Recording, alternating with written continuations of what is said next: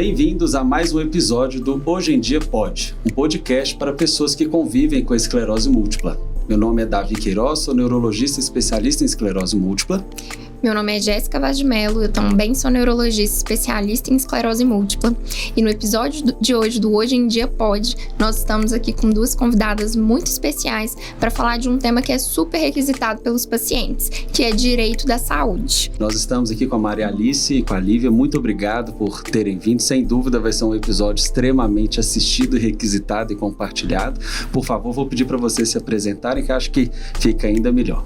Tá, meu nome é Lívia Santiago, sou advogada, especialista em direito da saúde e o prazer é nosso de estar aqui, a gente ficou muito honrado com o convite, acho que vai ficar muito bacana o podcast. Olá, eu sou a Maria Alice Fonseca, sou advogada, especialista em direito médico e da saúde e fiquei muito feliz pelo convite, acho um tema extremamente importante e necessário, para a gente realmente levar uma informação atualizada, para os pacientes, para as pessoas aí que tanto precisam. E é um encontro interessante esse parênteses, porque a gente sempre bate muito na tecla de como que é importante os profissionais conversarem, né? E esse encontro nosso foi muito por conta do caso de um paciente em específico, né, que permitiu esse contato e esses novos projetos. Então acho que tem tudo para ser um sucesso mesmo. Muito obrigado. E para começar, a gente até deixou no Instagram algumas perguntas que os pacientes fizeram. Acho que ao longo do episódio nós vamos respondendo e no final, se não tivermos respondido todas, a gente vai passando uma por uma. Mas eu acho que a primeira pergunta que fica, principalmente nessa área da neuroimunologia, uma área em que há muito avanço, né, Jéssica? Mas os tratamentos ainda são muito caros. Alguns que têm uma aquisição via saúde pública, pelo SUS, outros, às vezes, pelo plano de saúde. E uma coisa que os pacientes se perguntam muito na saúde suplementar é sobre o rol da ANS, né? Então, se o tratamento está no rol da ANS, se ele não está, quando o tratamento já está lá, o paciente ele tem sempre direito à aquisição do medicamento pelo plano? Sim, o rol da ANS, ele foi até um motivo assim, de muita discussão, né? Isso foi levado aí para os nossos tribunais aí, superiores, porque chegaram a discutir, olha, esse rol que está previsto lá no rol da ANS, ele é taxativo ou não? Ou seja, questão de medicamento, tratamento, são somente aqueles listados nesse rol, ou poderia abrir uma margem para um outro tipo, né, de tratamento aí a critério de um profissional médico? Então, isso foi levado, chegou até ficar um período aí entendido como taxativo, né? Ou seja, deveria ser só aqueles tratamentos e medicamentos previstos no rol, mas isso caiu por terra, né? Então, assim, é algo que não tem como prevalecer e que bom que o STJ, né, voltou atrás. Então, o rol, ele não é taxativo, tá? Ele serve como uma forma de direcionar, né, a questão de tratamentos, tratamento mesmo, saúde, medicamentos e tudo mais. Porém, hoje o entendimento é que se existe, né, algum outro tratamento que não previsto no rol, né, mas desde que haja aí um registro aí na Anvisa, pelo menos em se tratando de medicamento, ele deve ser liberado sim. Tá? Então, assim, é algo ainda a critério, ainda a título de jurisprudência, tá? A gente observa, que a gente acaba estudando os tribunais, né, estaduais também. A gente observa que o estado de São Paulo, ele tem isso hoje muito consolidado, tá? Então, não sendo previsto no rol, né, da ANS, mas tendo aí um laudo médico que solicite aquele tratamento, né, aquele medicamento, ele deve sim ser custeado, independente de estar no rol ou não, tá? Então é isso, é uma questão assim, que ainda está sendo a título de tribunal, né, estadual, mas em específico a gente vê que o STJ, ele tem confirmado essas decisões. Então a gente sempre orienta, a gente fala o seguinte, olha, não tenham tanto medo assim, a regra é o rol da ANS, né? Então ele tá ali para servir de uma diretriz mesmo, né? Que tem que ter, né? Também não pode ficar algo assim muito solto, né? Mas não significa que se você se esbarra na questão do rol, que a sua chance, né? A sua possibilidade de tratamento, ela tá acabada. Não, então existe formas ainda da gente reverter essa situação. Os planos se apegam a isso para para negar. Uhum. É a justificativa que eles possuem, né? Exato. E essa questão do acesso ao tratamento é muito importante, porque a gente sempre conversa, né, Davi, que como que é fundamental a gente dar um tratamento personalizado. Então, só para contextualizar também para os pacientes que às vezes acabaram de ter um diagnóstico, não sabem qual é a jornada que está pela frente, mas hoje a gente tem medicamentos que são disponibilizados pelo SUS, medicamentos que são disponibilizados através do plano e que algumas vezes vão requerer alguns critérios para a gente conseguir acesso àquela medicação, mas acaba ficando com essa dúvida, assim, mas e os outros que não estão ali, né, disponíveis para a gente poder ter o acesso? O paciente não está proibido de TI, então a gente chega à conclusão que não. Tendo a indicação, a gente poderia fazer essa solicitação. Exatamente. É por isso que o laudo médico, ele é muito importante. Na verdade, eu acho que é o documento mais importante, porque um laudo médico muito bem feito, explicando a doença, explicando a importância daquele medicamento, quais vão ser os frutos, os resultados, as melhores que o paciente vai ter com tomando o medicamento. Não nenhum, mas o juiz normalmente acata o que diz o laudo. Então é muito bom ter um laudo muito bem feito, muito bem fundamentado. Eu até escrevi isso mesmo, relatório médico, porque pelo que eu senti da conversa, o segredo está no relatório bem feito, né? E isso é até bom a gente frisar, porque apesar de ser um podcast muito voltado para pacientes, acho que é um tema que alguns profissionais vão buscar também, até para ter esse entendimento da importância de um relatório. Às vezes a gente acha que é óbvio para um auditor, que é óbvio para um juiz ler o laudo, ele já sabe tudo da doença. Aí a gente está diante de uma doença rara que nem a gente entende completamente, e acho que com um relatório de 5 linhas se resolve, né? Eu falo que no direito médico, né, direito da saúde, a gente tem que ter um relacionamento muito estreito, né, com os médicos que acompanham os nossos clientes, né? Então, a gente sempre tem esse momento de ter uma conversa. Então, sempre antes, né, de distribuir uma ação, de iniciar aí essa fase, né, judicial, a gente gosta, assim, de conversar. Olha, eu sou advogada do seu paciente e eu quero entender qual que é a situação dele, porque a gente também, nós somos leigas no assunto, né? Assim como um juiz, um desembargador, um ministro que vai analisar, né, o processo, nós não entendemos de medicina, né? Então a gente não entende de doença e a gente tem que saber exatamente com qual doença, com qual tratamento a gente vai lidar, porque até pra gente saber como conduzir o processo. E por que eu falo isso? Porque como matéria de defesa, o que tanto o plano de saúde, né, quanto os órgãos públicos, os entes públicos, eles vão se fundamentar? Olha, às vezes que existe um outro tratamento, às vezes existe um outro medicamento para aquela doença, né? Então, por exemplo, existem medicamentos que eles, se tratando, por exemplo, de medicamentos do SUS, eles estão na listagem do SUS, mas às vezes para outro tipo de doença e numa dosagem X. Né? E o paciente, ele tem uma outra doença que não é prevista naquela lista, né, do SUS, com uma dosagem específica, e aí às vezes ele vai fazer o requerimento pela via administrativa e ele tem uma negativa. Olha, a gente realmente tem esse medicamento aqui, porém, para a sua doença, na sua dosagem, não. Então, você não vai ser contemplado. E, às vezes, é aquele medicamento que é a possibilidade da pessoa sobreviver. Né? Isso a gente fala muito nessas doenças raras, né? Alguns tipos de câncer. Então, por isso a gente gosta de ter essa conversa, sabe? Essa conversa clara e franca. Então, olha, qual que é a situação do meu cliente? Ele tem uma doença realmente grave. A gente observa hoje que para melhoria do tratamento vai ser esse medicamento? Ou não? Podem ter outros? Como que seria a situação para a gente se prevenir, né? E aí, olha, não, a doença ela é grave, esse medicamento é uma possibilidade aí de trazer uma cura ou de trazer uma qualidade de vida melhor para a pessoa, né? Então, por exemplo, a gente sabe que esclerose aí tem uns níveis, né, de esclerose, tem algumas limitações que as pessoas podem ter ou não. Então, assim, entender, sentar, conversar, entender exatamente do que se trata para a gente direcionar o processo.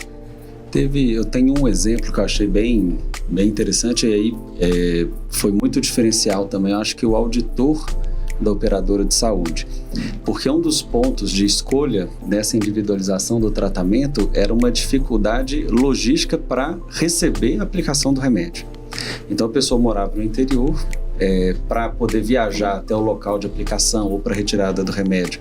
Eram não sei quantos quilômetros, uma rodovia perigosa, a pessoa não dirigia, dependia de terceiros. E aí a gente optou por um tratamento que fosse feito com um espaço de tempo maior. Eu fiz, não era o que estava previsto na diretriz de tratamento, era um remédio do rol, mas não era a diretriz. O que o auditor fez foi me ligar. E eu sempre deixo meu telefone no final do relatório para ver se encurta isso. Quando eu expliquei, ele falou, não, então ótimo, então vamos liberar o remédio. Eu só queria entender se era a única opção, se teria alguma outra coisa que a gente pudesse fazer lá no domicílio do paciente ou não. Então acho que realmente esclarecer tudo, todos esses detalhes, até aonde que é uma possível justificativa, né, da operadora ou do órgão público, acho que é importante. E essa urgência, né, do paciente, às vezes ele precisa para reduzir uma incapacidade ou até mesmo para evitar situações ainda mais graves. Os pacientes ficam muito perdidos no tempo que o plano ou o órgão público tem para dar uma resposta. É definido isso? Tem um limite? Não, definido em lei, assim, certinho o tempo, não. Normalmente, tem alguns planos que a gente costuma ver por outros casos, né, que a gente já, de outros clientes, é assim, entre 5 a 7 dias, a operadora te dará uma resposta. Aí, ela não te dá a resposta. Você manda outro e-mail, estamos analisando ainda, vamos enviar a resposta. Então, assim, não tem um prazo definido, mas também o paciente não vai ficar esperando. O que a gente recomenda é, você tentou falar com o plano uma vez, duas, pode ser por ligação, que aí tem que anotar o número do protocolo, porque esse número de protocolo, você informando no processo, é uma forma de provar que você entrou em contato com o plano. Sim. Mas a gente também recomenda, você pode fazer uma reclamação, abrir uma reclamação na ANS, porque a própria ANS, né, a Agência Nacional de Saúde, entra em contato com a operadora para cobrar que eles respondam.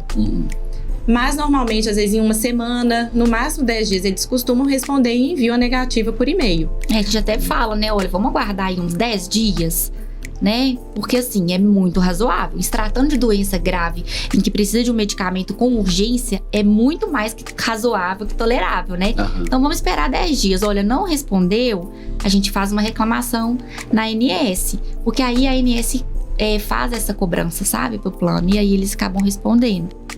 E existe algum tipo de prioridade conforme a gravidade da doença ou assim, eu digo a raridade da doença, ou não? Entra todo mundo no mesmo? Portador de doença grave, ele tem essa prioridade de tramitação processual, tá? Então, a lei fala em doença grave, portador de doença grave. Isso aí entra como lista das doenças. Então, esse aí seria o critério. E, pois é, minha pergunta era essa. Então, tem uma lista das doenças e não necessariamente de qual a incapacidade, ou entra tudo mais ou menos no balde pelo CID? Não, tem uma lista de doenças graves. Inclusive, a esclerose múltipla, ela, em outubro de 2022, ela passou a ser considerada uma doença grave. Entendi. Então, a pessoa que tem esclerose múltipla, ela tem essa prioridade. Tem a prioridade. Né, processual. Mas normalmente, né, Alice, a gente sempre, quando fornecimento de medicamento, de tratamento, a gente pede a tutela antecipada. Que o juiz, não é que a tramitação, não é a prioridade da tramitação, mas é uma forma que é uma decisão antes da sentença, na qual o juiz concede o medicamento. Então, começa a fornecer o medicamento, né, sendo a tutela concedida pelo juiz, e depois é que vai ter a sentença. Então, sempre é pedido. De liminar, né? A gente pede aí em caráter de urgência, até que se seja resolvido o mérito do processo, né, que seja fornecido, até porque hoje, assim, a gente tem em torno aí de 3 anos, mais ou menos, para poder conseguir finalizar um processo aí em primeira instância. Então a pessoa não pode ficar esperando isso até lá, né? Às vezes a pessoa não consegue suportar isso. Às vezes tem casos de cirurgias, né? Que precisam ser feitas com urgência. Mas aí é isso, tem a regra de questão de doença grave e a depender da idade também. Então, pessoas acima de 60 anos, entre 60 e 80 tem uma prioridade, acima de 80 tem uma prioridade maior ainda. Então, existem esses critérios, né? Entendi. E aí eu vou puxar uma pergunta que fizeram, exatamente sobre essa questão que a gente tem na consulta um momento, o tratamento são esses aqui, vamos escolher esse. Aí vem a primeira pergunta do paciente, o meu plano é coparticipativo? Quanto que o plano vai me cobrar para fazer esse tratamento? Ou se o plano não me cobrar o ajuste do ano que vem, minha mensalidade vai ficar mais cara? É possível que a operadora faça esses ajustes ou não é previsto que seja feito? Não é. O plano de saúde ele não pode fazer reajuste em razão de fornecimento de medicamento, de uso. Então, por exemplo, a pessoa consulta, eu sou um beneficiário que consulto muito, que faço muitas cirurgias, tem um tratamento, né, maior aí do que a média utilizada. Isso não é um critério para reajuste. Tá? Então, isso é considerado realmente reajuste abusivo, chamado reajuste abusivo. Então, não existe essa possibilidade. E em relação ao fato de ser, né, coparticipativo, a gente estava até conversando antes aqui do podcast, a gente acompanhando algumas decisões e tal, a gente encontra jurisprudência, né, Lívia, isso. Sobre essa... Já tem jurisprudência, porque já aconteceu do plano cobrar o medicamento que foi fornecido, né, a coparticipação. Mas o beneficiário ajuizou uma novação contra o plano e o juiz entendeu que realmente o plano não pode cobrar coparticipação desse medicamento que foi fornecido. Então, assim, até porque quando o paciente, né, ele procura um advogado para entrar na justiça é porque é um medicamento de alto custo. Porque se fosse um medicamento que ele às vezes tivesse condições de comprar, de adquirir, ele não ia ter esse gasto e passar por toda essa situação. Então, não pode fazer a coparticipação do valor do medicamento. Porque também vai ser muito caro. Pois é, porque nós estamos falando da maioria, né, se não todos, são medicamentos de alto custo. Às vezes então, mais de 1 milhão, né? Isso, então não tem por que cobrar um valor, né, na minha opinião de médica e não de advogada, cobrar um valor do paciente. E então, assim, realmente isso é uma coisa que os pacientes sempre trazem um questionamento. Eu, no meu entendimento, tento esclarecer, mas é importante ter também esse respaldo do advogado. Não, e é bom saber disso, porque às vezes o paciente me pergunta, aí eu, com todo o meu conhecimento de direito, eu não respondo nada, né? Porque o meu medo é assim, se eu falo que não vai cobrar, e aí vem a cobrança, aí nós vamos ficar quietos, a gente procura um advogado, eu sempre falo assim, olha, eu acredito que não possa, porque não faz sentido. Mas procura saber. Então é bom que quem está assistindo já sabe que assim, pode ser que venha algo e você tenha que entrar com recurso no plano, claro, mas que não é previsto, né? Sim. Eu acho que é bom, assim, até para tranquilizar as pessoas, assim, porque eu observo que muitos não têm conhecimento. Então você fala assim, gente, nossa, mas eu tenho um medicamento aqui de alto custo, eu vou entrar contra o plano, mas todo mundo vai entrar com ação contra o plano, como que vai ser e tal? Mas a verdade não é essa.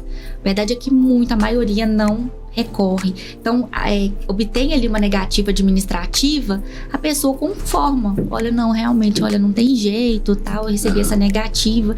E não é bem assim.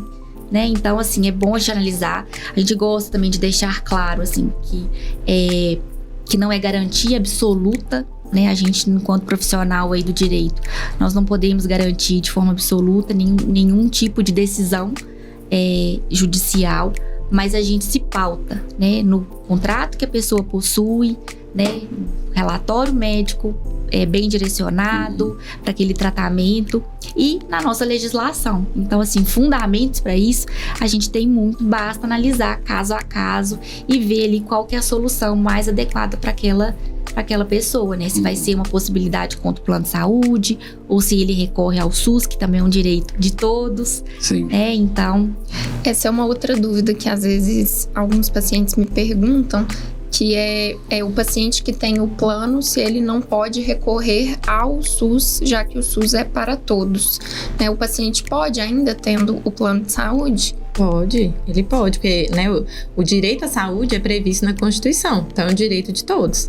Ele pode ajuizar ação contra o Estado, ou União, né, ou município, dependendo da esfera.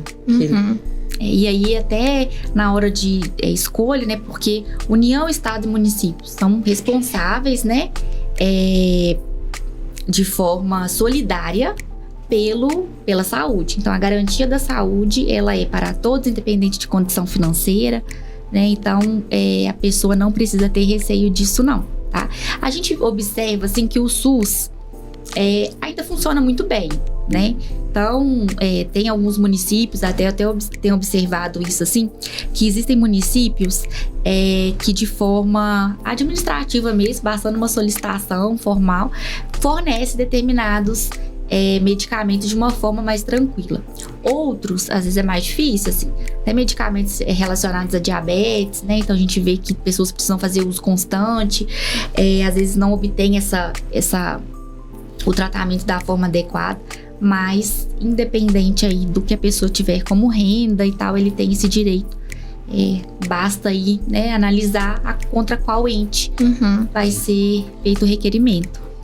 Só um parênteses nessa questão que a gente está falando muito de judicialização, de entrar contra o governo ou contra o Estado e contra o plano, mas a gente tem medicamentos também que são disponibilizados, porque para não criar assim, um terrorismo também de que necessariamente tem que entrar na justiça. Tem alguns medicamentos que vão ser disponibilizados sem um trâmite assim, né, burocrático enorme. Sim, com certeza. Mas que para casos específicos, e a gente sempre tem que ver a individualidade do paciente, a gente às vezes vai precisar de algo que está fora ali. Porque nem é claro que o que está escrito ali no papel, em termos de protocolo, vai pegar uma gama enorme de pacientes, mas cada um tem a sua individualidade. Então, nem sempre vai ser para todo mundo de forma igual. Sim, e a gente vê, eu falo que a questão de judicialização da saúde, ela cresceu muito nos últimos anos, sabe? Então, assim, eu observo em relação a ações que eram propostas, por exemplo, há 10 anos atrás, e para hoje, né? Então, hoje a gente vê que o acesso à informação também cresceu muito. Então, eu acho que por isso que deve-se esse aumento, né, em relação ao número de processos. E a gente observa também que, por exemplo, existem tratamentos que mesmo sem registro na Anvisa, pessoas já conseguiram determinados tratamentos, sabe? Então, às vezes a pessoa tem determinadas doenças raras e aí conseguem, sabe? Esses através de uma judicialização, porque conseguiu provar, né, que para manter uma qualidade de vida, né, melhor, assim, a pessoa naquele medicamento, mesmo sem registro ainda, ele seria interessante, a opção, exatamente. E aí eu queria fazer um parênteses dentro do seu parênteses. Porque, não, o vocabulário do médico fala, nós somos restritos demais. Aí, conversando com o advogado, fico pensando assim, nossa, meu vocabulário é tão mais amplo, né? O nosso médico, acho que é só vocabulário de relatório, que a gente sabe dizer. Aí eu tô pensando aqui há tempos, assim, o que eu falo no lugar de parênteses? Aí não sei, então foi parênteses, não parênteses. Mas o que eu queria que vocês falassem, porque eu não anotei aqui, o Instagram de vocês, da MAF, como que é o arroba? O arroba é MAF, M-A-F, advocacia. Tá. E porque quem está nos assistindo, com certeza está gostando do episódio. Então vai seguir a gente no canal, vai seguir a MAF também no Instagram, deixar o comentário de sugestões de próximos episódios e também o like, porque isso eu acho que faz o episódio chegar em mais pessoas. Porém, a questão é, porque lá na página da MAF vocês têm os episódios de Café com MAF, que é super legal, que também é um bate-papo leve, algo que a gente é super a favor, porque dentro desses medos dos pacientes, vocês trouxeram há pouco tempo a questão do risco e o medo que o paciente tem, na verdade, de quebra de contrato com o plano de saúde. Porque além do medo de ser cobrado por um tratamento, às vezes os pacientes falam, pode ser que o plano desista de mim, porque eu vou ficar um paciente muito caro. O plano, ele pode arbitrariamente cortar um contrato só porque o paciente recebeu um diagnóstico ou então o tratamento mais caro? Não, o plano não pode cancelar por causa disso. Para ele cancelar com qualquer paciente não, né? Com qualquer beneficiário. Ele precisa notificar. Essa notificação tem um prazo, né? Ele precisa notificar tem algumas situações, na verdade, né? Então, se o beneficiário ficar em débito com o plano de saúde por 60 dias, entendi. Ou não 60 dias seguidos, mas no período de 1 ano. E o plano tem que notificar. Essa notificação tem uma data certa, são até 50 dias antes dos 60 dias. Ele tem que dar o prazo para o beneficiário responder. Então não pode, agora aquele beneficiário usou uma ação, estou fornecendo medicamento, vou cancelar o plano dele. Não pode. Essa rescisão unilateral, né, a chamada rescisão unilateral, ela ocorre muitas vezes por parte do plano de saúde. E aí a gente viu também um crescente aumento de judicialização desses casos por causa dessa rescisão unilateral pelos planos de saúde. Então, observando assim que estava sendo muito abusivo.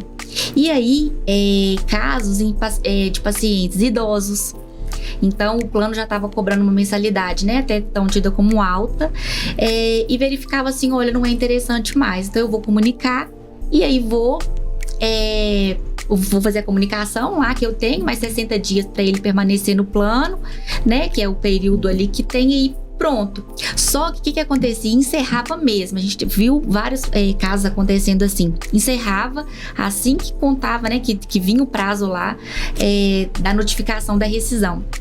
Só que o prazo não pode fazer isso, ele pode sim fazer a rescisão, tá, gente, unilateral. Vão ter os casos sim que são cabíveis, mas se a pessoa estiver fazendo algum tratamento, ele não pode cancelar, tá? Mesmo que ele queira, porque tem que ser assegurada a continuidade do tratamento. Seja tratamento domiciliar, então tem pessoas que estão tratando em casa, seja um uso de medicamento, seja às vezes um home care, né? Algum tipo de internação, ou seja uma internação mesmo, um tratamento ali hospitalar. Então, nesses casos não pode haver essa rescisão de contrato. E a gente sempre fala, olha, a questão da rescisão unilateral, ela tem que estar muito bem estabelecida. E a gente sempre fala, gente, leia o seu contrato de plano de saúde. Porque por mais que venham aquelas páginas, né, imensas ali. 50 folhas. A pessoa fala assim, não, preguiça, tal, de ver esse contrato e tal. Mas dá uma olhada, tem a parte que trata da rescisão, né, procura realmente saber ali dos seus direitos, porque você pode ser pego num momento de surpresa com essa rescisão de contrato, que se você for contratar um novo plano, a depender do período que você estava no contrato no plano anterior. Por exemplo, se você estiver há menos de 2 anos num plano de saúde, houve uma rescisão e você quer contratar um novo, todas as carências iniciam o prazo de novo para contagem de tempo. Então, pensa só, houve uma rescisão de contrato. Às vezes essa rescisão unilateral ela foi ilegal, né? Não podia ser feita. E às vezes a pessoa é uma gestante, ou ela precisa fazer uma cirurgia eletiva. Então, vão contar aí os prazos de carência. Depende da situação, ela não consegue cobertura do plano para cirurgia, ela não consegue cobertura para um parto. Então, assim, observar esses critérios aí, tá? Ter muito cuidado, porque acontece com muita frequência. E só desde abril desse ano, surgiram algumas regras, foram instituídas novas regras para essa rescisão. Então, por exemplo, o e-mail que a operadora enviar para o beneficiário informando da rescisão, do cancelamento, ele tem que ser, tem que ter confirmação de leitura e certificado digital. E se for por WhatsApp ou por algum SMS, tem que ter a resposta do beneficiário. Então, não adianta falar, mas eu mandei. Não, você não sabe se ele trocou o de número, se aquele número é dele. Então, tem essas regras. Então, se você o plano mandou um e-mail, você não tinha acesso mais àquele e-mail e ele cancelou, você pode ajuizar uma ação para voltar, né? Aquele plano voltar novamente, porque a rescisão, a notificação do cancelamento não foi feita de forma correta. E, pegando parênteses na fala da Alice, é só bom lembrar que os pacientes que têm esclerose múltipla, por eles estarem tomando o medicamento, né, de forma contínua, eles estão em tratamento. Então, eles não vão poder ter o plano... essa rescisão unilateral a critério do plano. E nos casos em que o paciente é dependente e ele atinge aquela idade que ele não pode mais participar do plano do pai ou da mãe, ele tendo esclerose múltipla e por isso fazendo uso daquela medicação ali, por exemplo, através do plano, teria como ele continuar no plano independente disso, ou chega a idade, acabou mesmo, não tem como continuar? Eu entendo que nesse caso, porque isso já é uma norma bem estabelecida pelos planos, assim, e muito antiga. Chega aquele período, aquela certa idade, você já não pode mais ser beneficiário, você teria que ter o seu plano. Então, nesses casos, eu entendo que não seria, na verdade, uma rescisão. Você teria que fazer uma migração. Então, pode ser que, eu entendo, né? Você não teria as carências, não teria que cumprir as carências, mas sim teria que... você passa a ser um titular do plano e não mais um dependente. Aí teria um aumento do valor, mas não porque você é portador de doença ou porque conseguiu um benefício da concessão de um medicamento, mas sim por causa da idade. Não, e vai parecer combinado, mas não, eu achei essa pergunta muito boa, porque ia emendar na que eu iria fazer. Porque essas informações que a gente está falando aqui é tão importante que muitas vezes os pacientes com esses medos de custo, de retaliação, às vezes de mudar e contratar um plano, fazem a seguinte pergunta: o que acontece se eu não falar que eu tenho a doença? E aí eu sempre, óbvio, falo que não, você tem que informar que você tem, até porque daqui a um tempo nós vamos fazer um relatório para aquisição de um medicamento. Nesse relatório vai estar que você teve o diagnóstico antes da contratação, com certeza vai dar algum problema. O que seria, do ponto de vista jurídico, caso o paciente ele omita um diagnóstico de tratamento contínuo para o plano? O plano ele pode cobrar retroativo, algo assim? Então, olha só, eu vou te falar baseado num caso que eu tive, sabe? De um cliente meu. Ele aderiu a um plano como dependente da filha dele. Com poucos dias que ele estava no plano de saúde, ele foi diagnosticado com câncer. Um câncer um câncer do colo, e ele estava no estágio 3 da doença, né? Então parece que ela vai até o 4, ele estava no 3. Assim que diagnosticado, o médico que eu acompanhava falou que ele precisava de uma cirurgia de urgência, né, para poder fazer a retirada desse tumor, porque já estava comprometendo, ele já estava com um bloqueio na parte do intestino, e aí ele estava realmente voltando, assim. Sim. A situação estava muito grave. E aí, beleza, o plano negou, falou que era uma cirurgia eletiva. Propus uma ação alegando que não contava carência, porque era uma cirurgia de urgência e emergência. Laudo médico foi nesse sentido. Então, foi determinada, a cirurgia dele foi realizada. No decorrer do processo, a situação, assim, gerou um tumulto muito grande, porque a operadora falou assim: olha, ele tinha uma doença pré-existente, então ele está cometendo uma fraude, né? Porque ele tinha uma doença pré-existente e ele não falou para o plano. E aí, qual foi a minha tese de defesa? E a partir daí eu fui estudar mais sobre isso. Nesse caso, cabe ao plano de saúde fazer como se fosse uma perícia. Então, na hora de fazer a contratação, caberia, isso a justiça tem entendido assim, tá? O Poder Judiciário tem entendido assim, caberia ao plano ter verificado as condições de saúde para entender se ele tinha uma doença pré-existente ou não, tá? Assim, gente, lógico que a gente orienta, nesse caso, realmente ele não sabia. Ele estava sentindo muito mal, a filha dele muito preocupada, ele era uma pessoa idosa, não teve má fé da parte dela. Eu entendo que foi naquele desespero mesmo, até porque era um plano de saúde que para aquela família era um plano caro. Então, assim, ainda mais para uma pessoa idosa, a gente sabe que os planos são mais caros ainda. Então, ela falou: não, eu quero contratar um plano porque eu tenho medo de acontecer alguma coisa com meu pai e ele ir pro SUS. Ela foi e colocou ele como dependente. E ela morria de medo. Ela falava assim: gente, e se eu tô na empresa, e se acontecer alguma coisa? Em todo momento eu falava: gente, fiquem tranquilos. Isso não vai acontecer. Não vai ter essa retaliação, que é o medo de todo mundo que é beneficiário de plano de saúde, né? Então, não vai ter. Então, não houve comprovada má-fé, não houve fraude processual, tá? Em relação também ao plano de saúde, mas a depender da situação, se no plano, se você sabe que você tem uma doença, né, e aquilo está diagnosticado, você precisa de algum tratamento, aí, né, eu acho que é o mais prudente realmente você informar. E isso do plano vinculado ao trabalho, são 2 receios, né? Primeiro, a pessoa achar que pode ser mandada embora do trabalho porque o plano vai cobrar caro da empresa quando do tratamento. E outra dúvida que fica é caso mude de emprego e perca o plano de saúde. Se você faz um tratamento via plano de saúde vinculado ao emprego, você muda de emprego e vai perder aquele plano. Essa transição, você tem um período para continuar tendo esses benefícios pelo plano de saúde? Como que pode ser essa mudança? Quando você trabalha né, você tem um emprego, trabalha numa empresa, é o plano de saúde empresarial. Você se desligando da empresa, tirando os casos de justa causa, mas né, você saindo da empresa pelas demais opções, você tem 30 dias para informar para aquele plano que você tem intenção de continuar no plano. Você não vai fazer mais parte do plano empresarial da empresa, porque você não pertence mais aos quadros de funcionários. Mas você vai continuar. Então, você não vai cumprir, você não vai ter que contratar um novo plano, cumprir as carências. Você vai continuar, ele vai mudar do plano empresarial para o plano individual.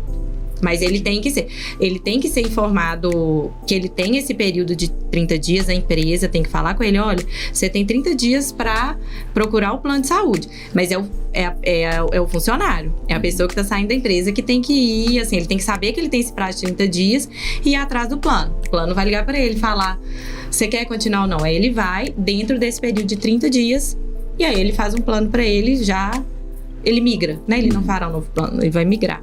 E o benefício maior é a questão da carência, né? Porque a gente sabe que para muitas coisas, assim, tirando urgência e emergência, né? Que é 24 horas, mas tirando isso, as carências são altas, né? Então, a depender do que a pessoa precisa, né? Nesse período aí, principalmente que é o que é de alto custo, né? Que é o parto, né? Cirurgias eletivas.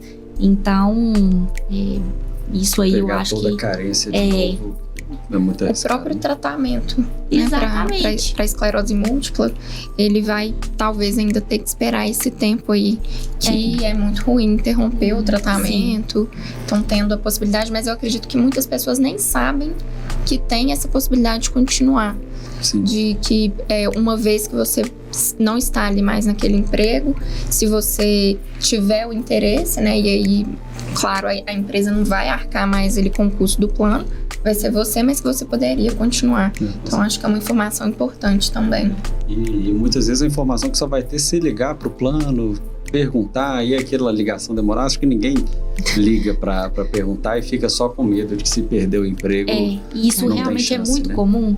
É muito comum. As pessoas realmente elas não sabem, elas acham assim, olha, não, eu saí da empresa, então eu não tenho mais o plano de saúde, mas assim, é bom as pessoas estarem cientes. Eu falo até que nesse quadro lá do escritório, ele surgiu assim de uma... Porque a gente não bate papo às vezes com pessoas conhecidas, surgem assim dúvidas. As pessoas, olha isso, né? E tal situação.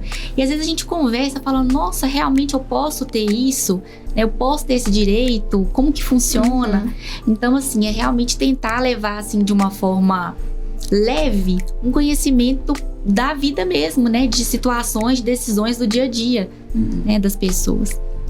E eu acho que a Jéssica disse antes, a gente tem citado muito aqui questão de judicialização. Claro que existe esse caminho mais óbvio que funciona para a maioria, mas essa questão de judicialização foi algo que movimentou muito a comunidade de esclerose múltipla, de neuromielite óptica, que também é uma doença autoimune com tratamentos muito caros, que muitas vezes vão ser adquiridos somente por judicialização. Eu vou falar a manchete, aí vocês vão explicar o que foi que aconteceu mesmo. Mas vi em vários Instagrams, páginas de internet e Facebook não vi porque realmente eu não uso mais, mas diz que o Facebook ainda está funcionando. Mas STF proíbe judicialização de medicamentos, que foi algo recente. A gente até conversou, vocês leram lá o que de fato era a proposta do STF, então acho que é um tópico importante também para tirar um pouco do que é falso, né, dessas informações que o STF iria realmente proibir a judicialização. Como que foi esse processo? Não, na verdade, o STF ele não vai proibir o direito de ninguém judicializar, até porque o acesso à justiça é um direito previsto na Constituição. O que vai ser feito agora vai ser criada uma plataforma digital para que se concentre os pedidos de autorização de fornecimento de medicamento ou de tratamento, e eles vão se concentrar.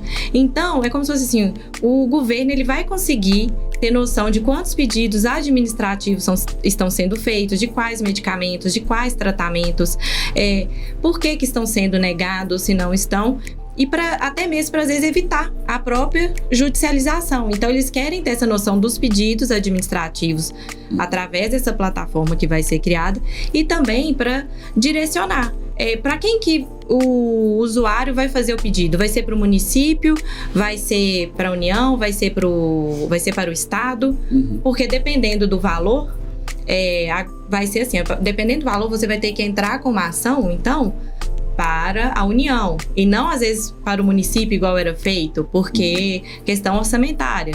Ah, não, nesse caso até esse valor é para o Estado. Entendi. Criar uma uniformização, assim, até meio que tranquilizar todo mundo. Falar assim, gente, olha, não é isso, não tem nada ligado ao acesso ao direito ao medicamento, ao direito à saúde, não é isso. É uma questão de fazer uma uniformização, de padronizar, né, até para dar, eu acho que o intuito disso aí mesmo é dar uma orientação até para na hora de fazer uma compra de determinado medicamento. Olha, a gente está observando que está tendo um crescente pedido do medicamento tal. Então, vamos já comprar esse medicamento, né? Vamos licitar esse medicamento em maior quantidade, porque está tendo uma procura grande. Sim. Então, é muito por isso, sabe? Então, às vezes a gente vê que saem informações, né? Saem aí as chamadas, as manchetes aí de jornais, o que for. E aí as pessoas leem aquilo e sentem, assim, né? Um medo muito grande. Mas, assim, quando você vai entender, você vai ver o que realmente está acontecendo, né? Não é bem assim. Então, assim, não tem nada ligado à questão de proibição de acesso à justiça. É isso aí, realmente o acesso à justiça, ele é de todos. Então, todo mundo pode, independente se aquele direito vai ser concedido ou não, o acesso ele tem. Então, vão ter padronizações sim, até uma forma de orientar, até uma questão de definir competência processual, né? Eu falo que é uma forma também de orientar nós, operadores do direito, pra gente saber, olha, vou processar quem, né? Eu vou entrar com uma ação onde? Por quê? Tem diferença. Se você vai entrar com uma ação contra o Estado, é justiça estadual. Se você vai processar a União, justiça federal. Então, é um outro poder judiciário, né? Então, a questão, ela veio para isso, tá? Ela é muito recente, né? Ainda vai ter a fase, lógico, né? De implantação, de orientação. Foram só as orientações gerais mesmo que foram determinadas, mas assim, vai acontecer ainda. Não, e depois que a gente conversou, foi isso que eu fiquei pensando, como que iria nortear, porque eu não tenho ideia. Quando o paciente me pergunta, eu falo assim, esse remédio, provavelmente você vai ter que entrar com um processo de judicialização. Ele, para quem? Eu vou na Secretaria de Saúde da minha cidade? Não sei, porque realmente eu acho que é meio... Me parece muito solto, né? E ainda nem ficou definido, porque depois, isso foi muito engraçado. A gente conversou no dia seguinte saiu a decisão. E aí, eu e a Alice conversando, a gente falou, gente, a gente conversou disso ontem. Então, assim, não tem os parâmetros definidos. Ainda essa plataforma, por exemplo, ainda vai ser criada. Sim. Então, por enquanto, às vezes, o paciente vai procurar um advogado e ele vai orientar, não, esse nós vamos entrar contra o município, não, esse a gente vai entrar contra o Estado. Então, por enquanto ainda fica solto, mas vai ser criada essa definição, vai ser feita. E convergir essa informação, e aí é uma opinião minha, porque eu imagino que são duas situações hoje em termos de saúde, principalmente dentro da neurologia. Existem as doenças que têm um protocolo definido, existem as doenças que nem protocolo tem. Só que ninguém sabe quantos pedidos de medicamento estão chegando direito, porque algumas vezes é pelo município, outras vezes pelo estado, outras vezes na operadora de saúde, outras vezes na União, e às vezes você pegar toda essa informação, colocar numa plataforma e falar, olha, essa doença aqui está tendo muita judicialização, será que não é o momento de criar um protocolo de tratamento, já que são remédios tão mais caros? Exatamente. Mudar um pouquinho esse processo, ou até mesmo para as doenças que já têm um protocolo, e entender, olha, está tendo judicialização de remédios que não estão no protocolo. Será que na hora de atualizar esse protocolo, tem remédio aqui que não faz sentido estar mais dentro da esclerose múltipla? Até hoje, no protocolo, está um remédio chamado azatioprina, que a gente sabe que não é usado, mas assim, há tempos, e está lá no protocolo como uma opção.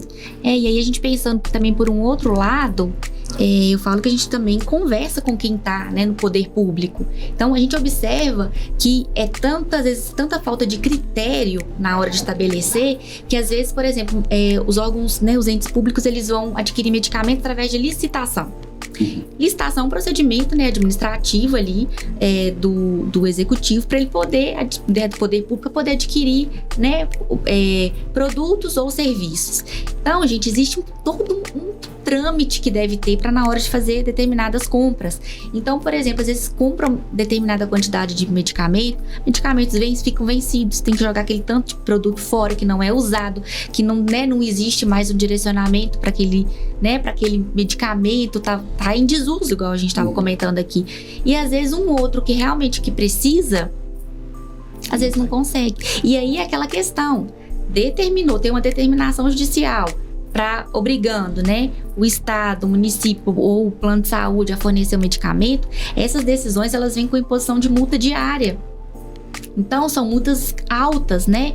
Então, que oneram ainda mais, né? Então, assim, eu acredito que, pelo menos se tratando de SUS, é uma questão que, se realmente for colocada em prática, essa uniformização, essa plataforma, vai ser muito bom para orientar, né? Orientar quem está ali, né, no poder público, adquirir medicação realmente que seja efetiva, que esteja sendo usada, né? Talvez pensar, né, em possibilidades aí de tratamentos. Olha, gente, isso aqui realmente não vale a pena, a gente está desperdiçando, né, dinheiro aí público, vamos...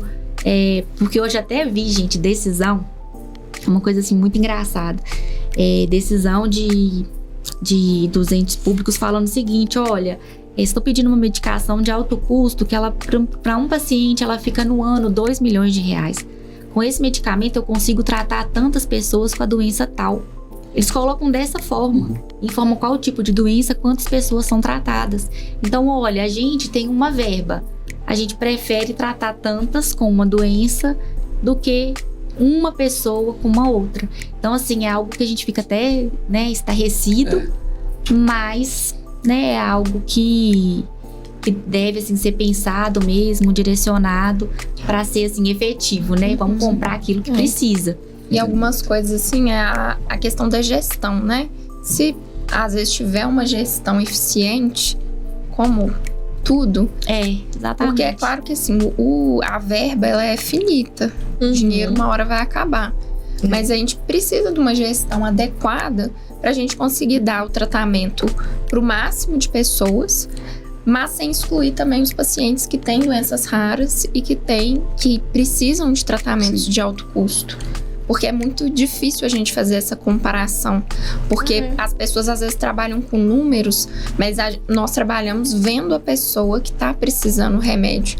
Então, para um filho, é um pai que ele tem.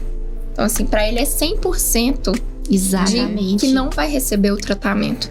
Então, é uma situação muito delicada, mexe com a questão psicológica mesmo ali das pessoas que estão envolvidas, e que eu acho que a solução maior seria uma gestão melhor, né? Talvez para a gente conseguir dar um tratamento humanizado, exatamente, também, né? Humanizado e para maior número possível de pessoas. E a gente observa que, por exemplo, quando a gente fala em questão de gestão de números, foi até objeto, assim, de discussão de um grupo nosso, né, de uma pós que a gente faz, Os planos de saúde, eles usam muito como argumento, nossa, mas aí vai onerar demais, não é viável ter plano de saúde. Se tiver esse número crescente de ações de judicialização, como que o plano vai se manter?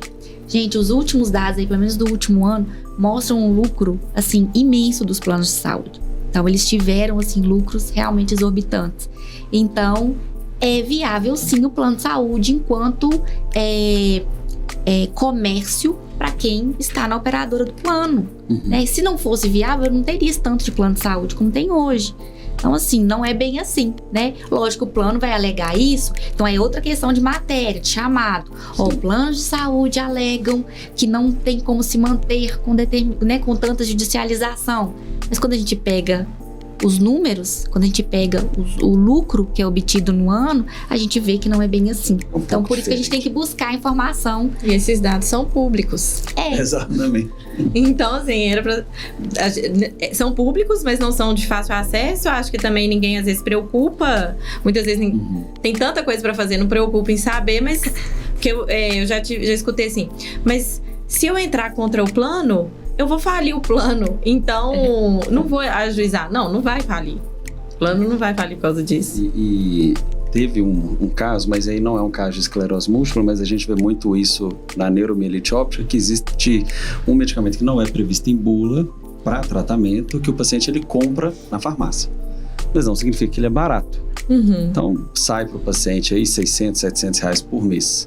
E aí existe o remédio que vai ser judicializado, que é realmente muito mais caro, sai 800 mil por ano, via judicialização, seja da operadora, seja da União. Bom, eu já vi colegas falando assim, nossa, mas você vai cobrar isso tudo do plano de saúde, você vai fazer o plano pagar isso tudo, mas ninguém está pensando, o paciente está gastando R$700 todo mês com um tratamento de eficácia mais baixa, que pode ter uma atividade da doença que vai causar uma incapacidade, que vai afastar ele do trabalho, que vai mudar a qualidade de vida dele, e ninguém para e olha que o paciente também gastar com algo ineficaz não é nada produtivo em termos de saúde, de gestão de saúde pública, né?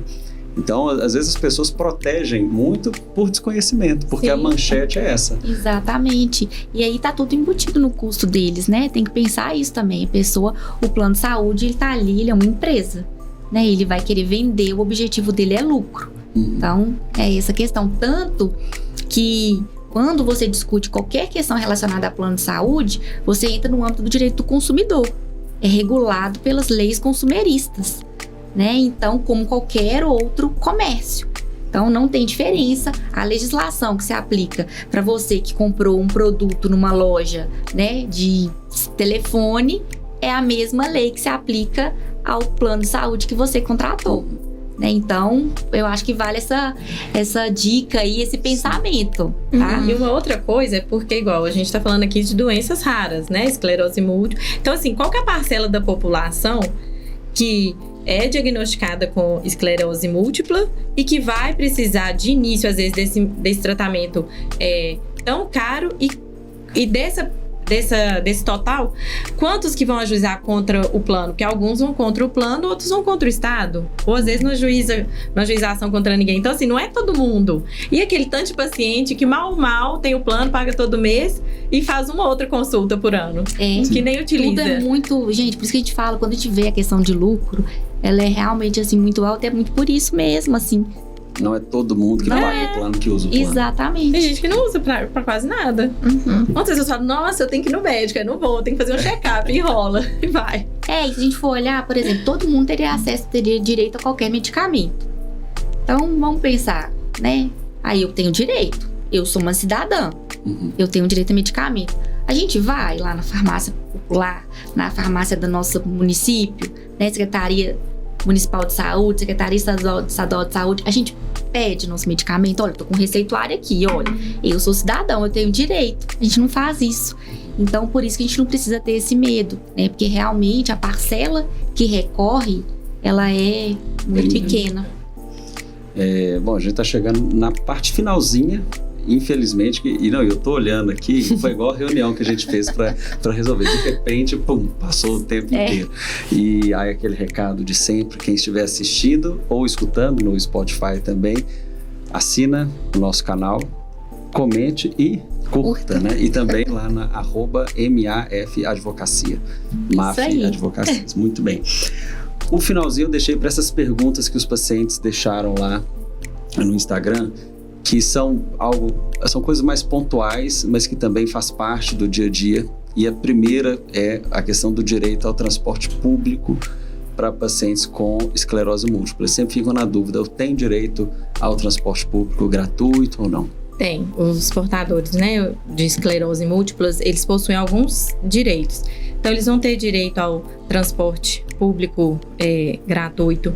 Eles têm isenção em alguns impostos, por exemplo. Eles vão ter isenção do ICMS, do IPI, do IPVA, do IOF.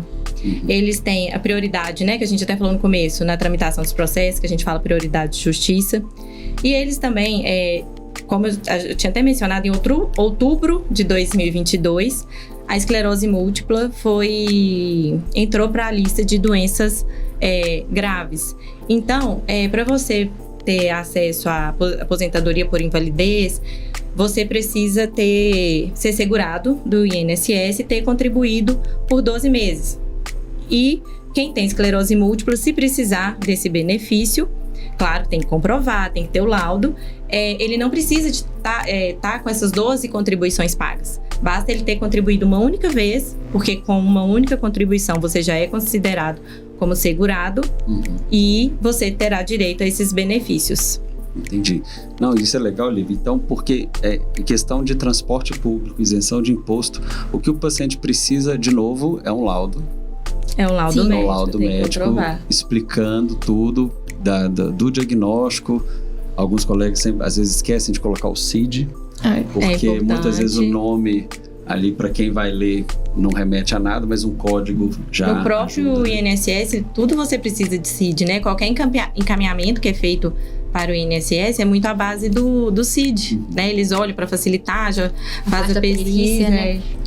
E isso exatamente da perícia era a próxima pergunta, porque os pacientes às vezes acham que por receber o diagnóstico de esclerose múltipla teria direito ou a algum auxílio doença ou a aposentadoria, mas não é somente o diagnóstico de esclerose múltipla, depende também de alguma incapacidade, né?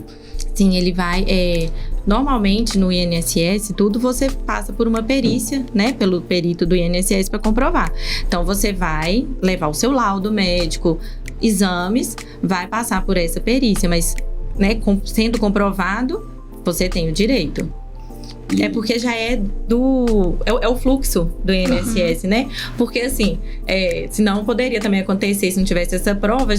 Eu imagino que a grande maioria está agindo de boa fé e leva, mas às vezes uma pessoa, se for só assim, toma o laudo, né? Então, isso mas lembrando também que existem casos que vão ter a negativa, e que cabem recursos, tá? Sim. Então, por exemplo, foi negado determinado benefício aí no INSS em relação à esclerose, mas, né, que o perito ali negou. Você pode fazer tanto um recurso administrativo, inicialmente, você faz o recurso, né, para o INSS, sendo negado também a possibilidade do recurso judicial, tá? Então, se a pessoa realmente tiver ali uma incapacidade, que o seu médico que te acompanha e fala, olha, você tem uma limitação, e isso depende muito também da profissão que a pessoa exerce, né? Então, a gente sabe aí que as doenças, às vezes elas podem ser incapacitantes para uma profissão, para outra não. Então, vai depender aí, né? Caso a caso, também tem que ser analisado. Não sei quando a gente fala também da questão da pessoa com esclerose, não sei se todos sabem também, mas eu acho muito interessante mencionar do cordão girassol, que a pessoa, né, pode usar para ter esse atendimento preferencial. Então, assim, eu acho muito interessante porque, por exemplo, às vezes a pessoa ela sente um constrangimento porque aparentemente ela não tem uma deficiência estética, né? Então, a gente comenta isso, se a pessoa não tem uma perda de um membro, né, de alguma questão assim que seja visível para todo mundo, para entender de uma deficiência, mas ele tem, né, uma certa incapacidade, né, que é, por exemplo, ligado à esclerose, como algumas outras doenças, e aí ele pode sim fazer uso do cordão girassol, né? Eu acho muito legal porque às vezes a pessoa consegue, né, um atendimento tanto em bancos, em filas, né, normais, assim, de aeroportos, né, e por aí vai. Então, acho muito legal também as pessoas saberem disso. A gente fala muito desses sintomas invisíveis, eu sempre falo que é invisível entre aspas, que é invisível pra gente, não pro paciente, ele tá o tempo inteiro, né? Igual as pessoas usam muito um termo na esclerose múltipla de progressão silenciosa, eu falo que é silenciosa pra quê? Pra gente, porque pro paciente ele tá sempre sentindo isso. Então, essa questão do cordão girassol, ele é muito importante, e é importante também pra gente, quanto profissional que faz o relatório, mencionar o CID dessas incapacidades, porque o perito ou as mesmas pessoas, elas olham para o paciente com esclerose múltipla num intervalo curto de tempo, num ambiente pequeno, que não dá para ver a funcionalidade da pessoa como um todo. E na esclerose múltipla, muitas vezes, a dificuldade para andar surge a partir de alguns metros e não fixo. Então, às vezes, a dificuldade para andar 100 metros. O perito ele não vai conseguir ver isso numa consulta, ou quem está atrás na fila não vai conseguir perceber. Então, muitas vezes, essa questão do relatório do CID, tem lá o G35, que é de esclerose múltipla, muitas vezes a gente tem que explicar os outros CIDs também, de alteração de marcha, alteração visual, que é algo que às vezes o perito olhando ou examinando não vai conseguir extrair, né? Então, são informações que para os pacientes que estão assistindo é importante falar para o médico, porque muitas vezes é desconhecimento do profissional. Eu mesmo fui aprendendo a partir do momento que os relatórios voltavam com negativas. Eu falei, por que todo meu relatório volta com negativa? Eu vi que o problema era eu mesmo, que eu não explicava direito, não deixava muito claro o que era para... O que era o quadro do paciente, Sim, né? Eu falo assim que a gente tem que dizer muitas vezes o óbvio mesmo, né? Então, assim, pra gente, às vezes parece assim, nossa, mas eu vou falar isso, mas, né, tal pessoa poderia... Não, às vezes a pessoa não sabe mesmo, né? E aí a gente fala que, por exemplo, questão de uma negativa no INSS, ou de, às vezes, uma questão de não ser priorizado, né? Determinado um atendimento, né, uma fila, por exemplo, não tem aquela prioridade, mas a pessoa, ela fica até constrangida, né, de ter que falar assim, olha, mas eu tenho essa doença, eu tenho essa incapacidade, eu tenho essa limitação. Então, eu acho que bom, né, que a gente observa ainda que a gente tá tendo avanços, né, mas o quadro até, né, que hoje está sendo o tema, né, está sendo falado dessa questão do direito, eu acho muito importante até para ser oportunizado isso, para as pessoas saberem, olha, vocês têm esse direito, não sintam constrangidos por isso, muito pelo contrário, façam valer, né, que você leve essa informação para outras pessoas, né, que isso possa ajudar outras pessoas também. Com certeza, eu acho que a informação a gente às vezes conversa muito com o paciente sobre a informação médica mesmo, porque é o que nos cabe, mas essa informação que vai além do consultório, ela também é fundamental, porque de uma certa forma ela impacta, de uma certa forma não, de uma forma muito direta ela vai acabar impactando no tratamento que a gente está propondo. Então ignorar, né, esse outro lado da vida ali do paciente acaba indo contra o tratamento, às vezes, que a gente mesmo está propondo. Sim, porque assim, receber um diagnóstico já não é fácil, né? Então, num primeiro momento ali, lógico que gera, né, um medo, gera insegurança. Acho que cada um que vai sentir isso na pele, né? O que é receber um diagnóstico desse. Mas existem várias formas de conduzir, né? Então, assim, igual a gente vê na questão da esclerose, que é o tema aqui de hoje, a gente observa, por exemplo, uma outra doença, e aí que tem um avanço também muito grande relacionado aos autistas. Então, a gente vê que antigamente era um tratamento só que podia ter determinada concessão por um plano de saúde. Hoje não. Hoje é o tratamento multidisciplinar, né? Então, assim, para quê? Para dar uma qualidade de vida melhor. Então, que isso também se estenda, né, às outras doenças. Assim, a gente vê que esse avanço ele tem que seguir. Bom, nós estamos chegando no final da nossa conversa, do nosso episódio. Da conversa não, porque a gente poderia ainda falar muita coisa aqui. A gente espera que em outros momentos também a gente tenha a oportunidade de estar com vocês novamente. Com certeza os pacientes vão mandar perguntas também, então a gente deixa aberto aí para vocês retornarem quando quiserem, que pra gente foi um prazer recebê-las aqui hoje. E para você que está nos assistindo e nos ouvindo, não deixe de curtir, comentar e compartilhar esse conteúdo com mais pessoas.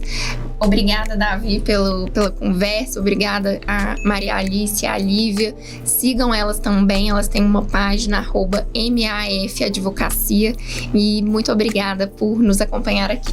Isso, e acompanha o Café com MAF, que é excelente, de verdade. Eu aprendi tudo de direito, eu não sabia nada. Que bom.